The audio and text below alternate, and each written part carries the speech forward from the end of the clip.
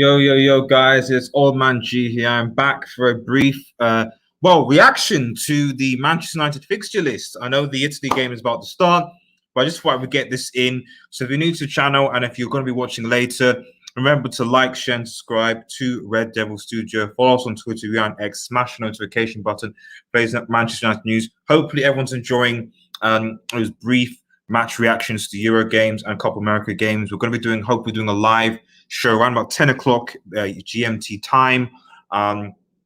We're going to be reviewing a lot of the Euro and Copa America games and then looking forward to obviously match day 2. So stay tuned to our match day 2 Euro preview at 10 o'clock. It is going to be great. So yeah, stay tuned for that. Shout out to IMAX Football in chat. Really appreciate it. If everyone's watching, please head over to his channel and like and subscribe. It means a lot. So yeah, you know, Don Raga, can we enjoy the Euros without being reminded of dead Manchester United and Smeagol? Yeah, bro. Well, I would not normally, but I thought it was best to at least look at the fixtures and like plan Manchester United's fate. So I'm gonna have a quick look here. I'm gonna see if I can zoom up here a bit to have a look at our fixtures because they did come out. So the Premier League is back on August the 14th. So looking at some of these games, so let's just get stuck into it. I mean, first, let me know everyone's thoughts. So let me just quickly have a quick, sorry, 2 seconds. All right, I'm gonna just share this on Twitter because you have to do these things now.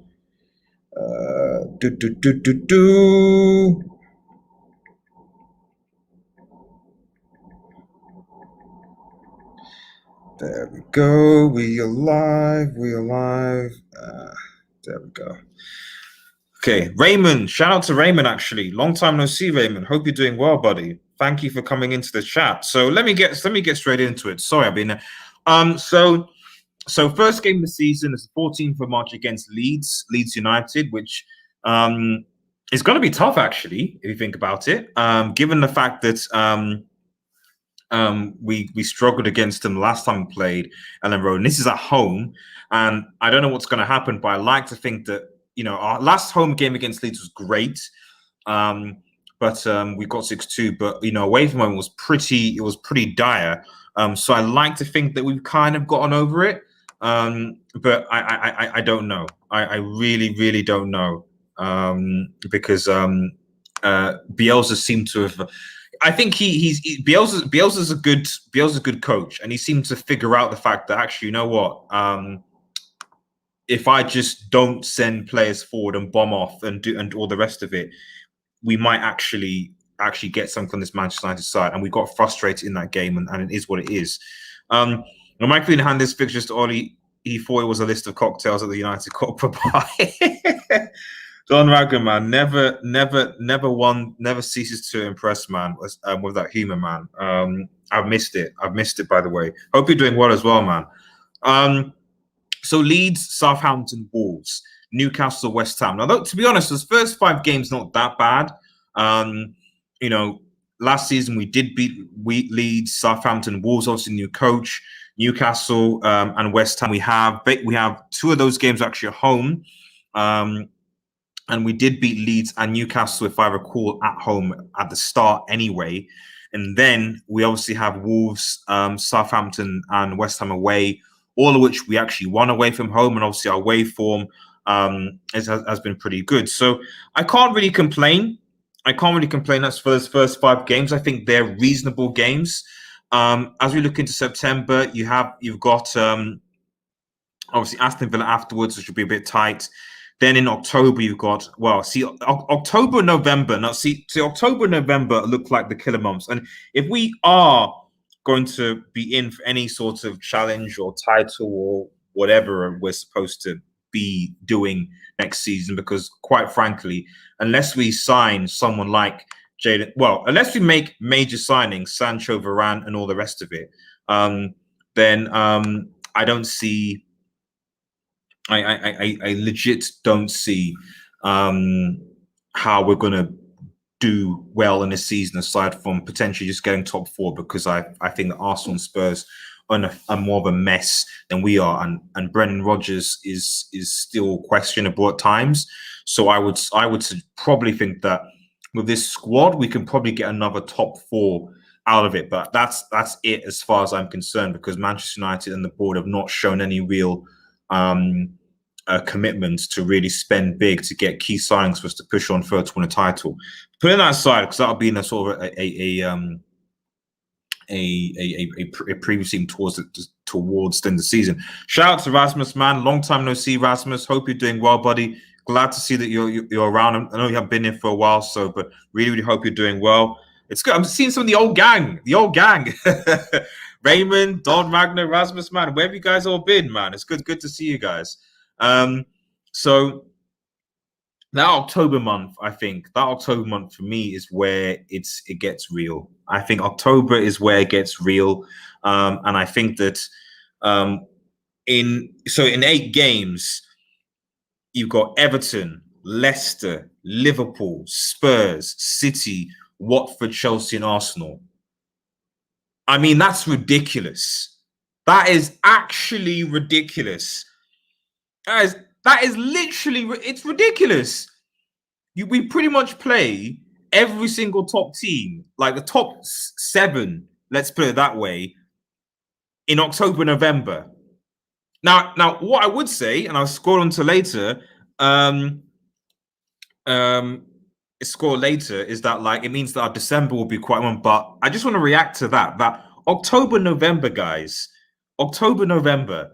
That surely can't be right. Everton, Leicester. Okay, yes, we beat Everton. I think that's so home at Everton. No, so home at Everton this season we drew. Leicester away we drew. Liverpool at home we lost. Spurs away we won. City at home we drew. Watford weren't there. Chelsea away we drew, and Arsenal at home we lost. So just think about that for 1 second. Like all of those results, the only one in October, November where we won was Spurs away. Every other game, so Spurs away, so 3 points. At home to Liverpool, we lost. Leicester away, we drew. Everton at home, we drew, so that's 5. Man City at home, we drew. Watford weren't there. Chelsea away we drew, and Arsenal won. So we basically got 7 points from 8 for potentially 7 games, 1 point a game. If we got that score tally or that point tally this time around, we're not even going to be anywhere near. We're going to be in the bottom of the table. We are. Unless it's evening breaking news, you play everyone twice. One. Be quiet, you. Be quiet. But I'm sure we'll be doing a collab around in the October time. But I mean, this is unfair. This is unfair, surely. United needing to CDM another number 10 because Bruno equals low, and a proper centre back and a one-way plane ticket for Ollie. I would say that I would add to that. Although I think that you could alternate between Pogba and Van der Beek potentially there.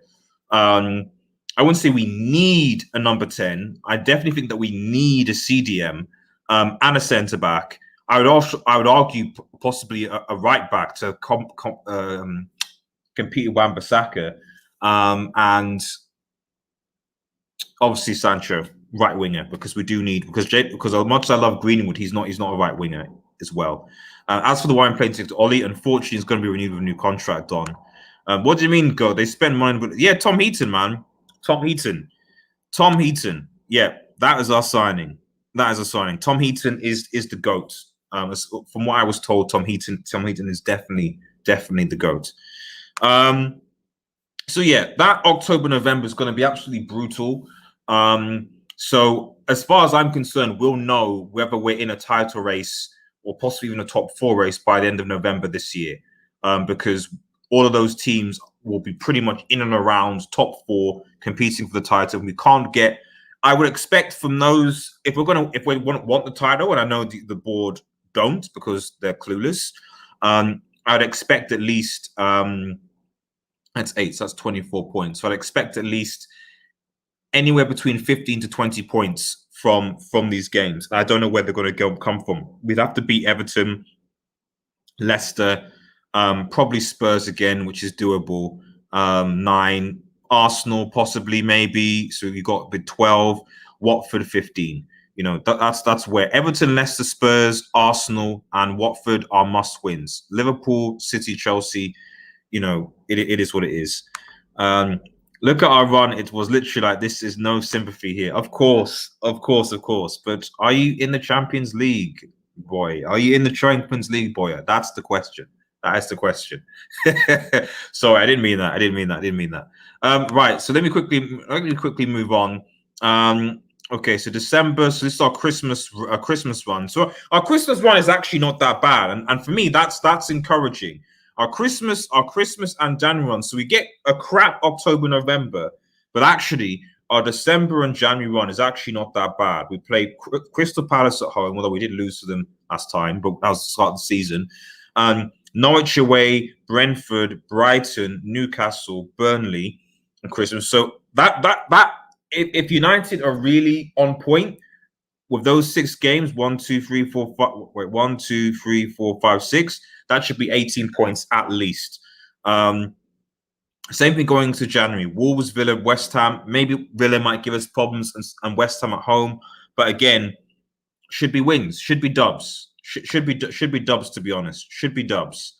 You know, if we're serious about winning a title and coming close, then we need to win all our games in December and January, especially if we drop up shot in October, November. But the December to January period, looking at that, looks fine. You know, so we have a horrible October, November, but it's made up by a decent December and January. So, you know, with all the games being played on top of obviously the Champions League, so the Champions game will be thrown into the mix of it. That's where I think we're gonna get our butter. No, but unlike your trophy, I knew that was coming. As soon as I said those words that left my mouth about Champions League, I knew those words were coming. I knew those words. And touche. All I'll say is enjoy the FA Cup and enjoy the Europa League, man. That's all I'll say, man. Although, you know, I've loved the trophy, Ollie, anyway. So February, Burnley, Southampton, Leeds, Watford. Again, pretty standard. United should be taking at least 10 from 12 of those, beating Burnley, Southampton, and Watford, Leeds. So really, again, it comes to the end of the season. They seem to bunch all of our crappy games together. So in March, we have City, Spurs, and Liverpool all back-to-back. I'd like to think that we'd be secure top 4 by then, or challenging for a title. But, you know, this is United at the end of the day. Then April, Leicester City at home, Everton away, Norwich at home, Arsenal away, Brentford. And then the last game of the season is actually away to Crystal Palace, with Chelsea at home before and Brighton. So that could be, knowing how United seasons have been, that most likely will be a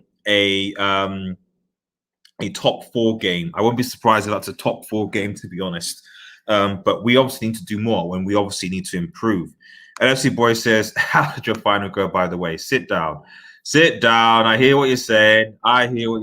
Just it is what it is. Fortunately, Ollie is still in charge. Depending on how he gets backed, we'll see what happens. But at the end of the day, it's a tough fixture. It's certainly I think the toughest part of this season looks like it's gonna be in that October, November period of time. But like I said, at the start of the stream, I don't know. I don't want to gas it. I don't want to gas anything. But at the end of the day, the only way United are going to be, in my opinion, competing for any silverware this season is if we get signings. I will be doing a transfer show at some point. Shout out to Hala Madrid. What's good? Is that Vilton? I don't know. I might be Vilton. But yeah, United need signings. And the fact that we've taken so long to sign Jadon Sancho has me worried that we're not even going to have a good, because Sancho is a good signing, but not a necessary signing. It's not a necessary. We need a CDM. We need a centre back. Those are necessary signings, and we're not anywhere near getting those. So we're spending so much time on negotiating Sancho that we're not really, we're not even thinking about focusing on a necessary side. Even the right back Trippier, it's like, oh, let's get Sancho, let's get Trippier. Okay, cool. We've maybe fixed our right hand side if we do that. But the issue this season has been defensively. It's been as in the sense of the part, a CDM centre back. And the fact that we're not pushing for those has been very, very worried, especially if United are like, okay, Varane slumps United. Okay, then who's the second choice? I don't even know any CDM that will link to aside from Declan Rice. United need Rice, Varane, Sancho. Okay, Trippier. Okay, fine, we'll ball. Let's play. Let's go. But what it looks like is that United are going to be just content with Ben White, and that for me is not good enough. Not good enough at all.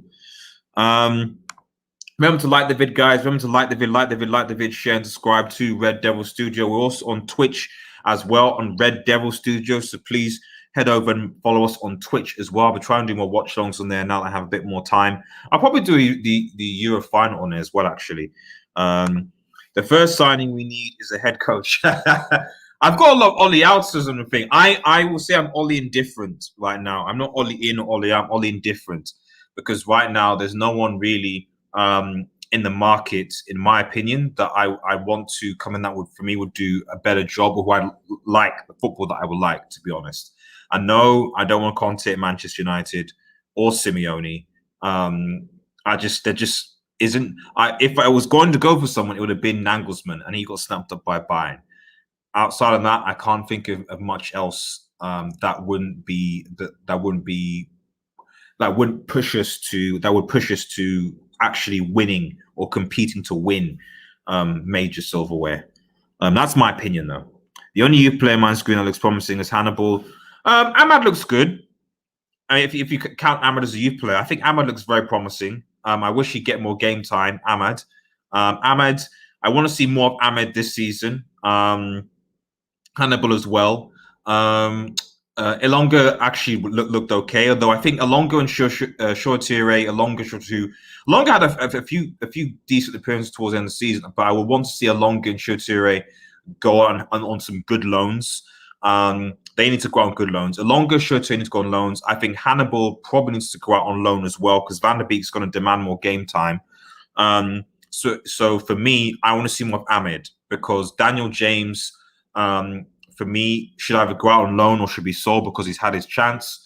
And the way I'd set up the front three next season would be Martial and Rashford on the left to compete, then Cavani and Greenwood in the middle, and then Sancho and Ahmed on the right. The starter should be Sancho, Cavani, Rashford, or possibly Martial. And then you can bring on Greenwood as the number 9 as he works under Cavani, and then you bring on Ahmed for a Sancho, for example. That's how it would work for me. With Daniel James, no one in the squad.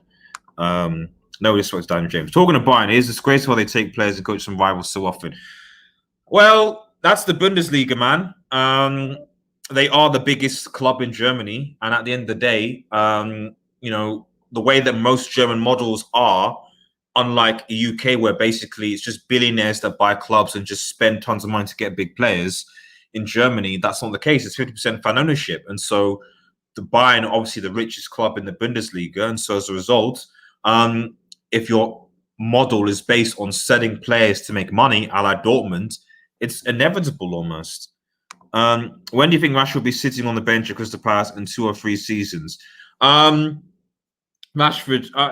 is actually in fairness to Rashford, it looks like he's probably going to get surgery on his foot, and he's probably going to be out for half of the first part of the season anyway. So it's interesting that we're talking about Jadon Sancho, but Rashford is clearly injured and clearly playing and being run into the ground, and so he's probably not going to play for at least the first start of the season, which means that Martial will have to come into the left, but then Martial also has injury problems as well and potentially wants to leave. So essentially what we're doing, we're in a situation where you're thinking, right, so who's actually going to play on the left wing? Are you going to play Daniel James on left wing and then have or Lingard, or Pogba? No one's, I don't think, is having this conversation, because you're not going to be able to rely on Rashford and Martial next season on the wing for various injury-related issues. And who's the substitute? Most likely Pogba if he's fit, because I think we're going to be insistent on playing him in that left position. And he says he prefers to play box to box. But outside of Pogba, you just have Dan James and probably Lingard. I don't know where Ahmed plays on left, but Dan James definitely, who's Roadrunner, and Lingard is Lingard, as far as I'm aware, is having crisis talks with Ollie. But to be honest, for me, we should be selling Lingard. I love Lingard. I think he's great. Jay Lings, love him. But to be honest, if we could sell him for a good penny and get Declan Rice, I take that. I would say we can get Lingard for 50 million and use that 50 million to buy Declan Rice. You do that deal. 30, 40 million. I'd say maybe, let's say 40 million, 40 million. You do that deal. You get Declan. Because indeed he will be much more expensive. I don't know. Right back not priority, but seeing the headline United isn't even going to spend 20 million on Trippier is ludicrous. Well, it is the Glazers, especially after Montreal said that. That was all that emotional Joe Glazer stuff was just nonsense. Pay no attention to it. It's just airy fairy nonsense that to woo fans. It was absolute nonsense, and it's just balls. Rashford injured and in poor form goes to Euros. Greenwood actually injured and finishes season good form, doesn't go to Euros.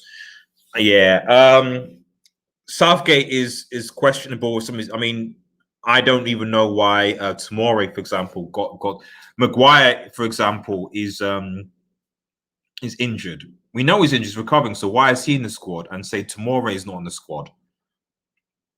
If Maguire was fit, he would have started ahead of Mings, but he's not. So why did you pick Maguire and not Tomori?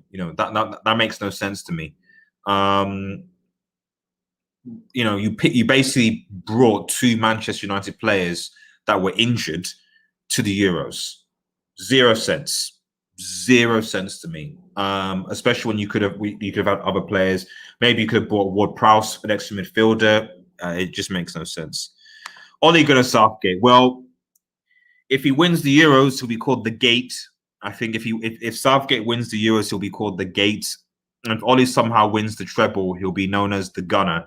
But I doubt those things are going to happen. So so it is what it is.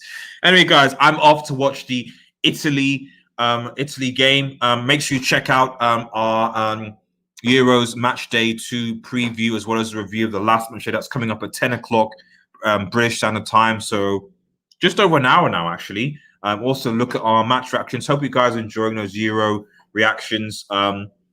It's nice distraction away from the club that is Manchester United. And I think there's Copa America on today as well. So stay tuned for that. Have a nice day, everyone, and cheers.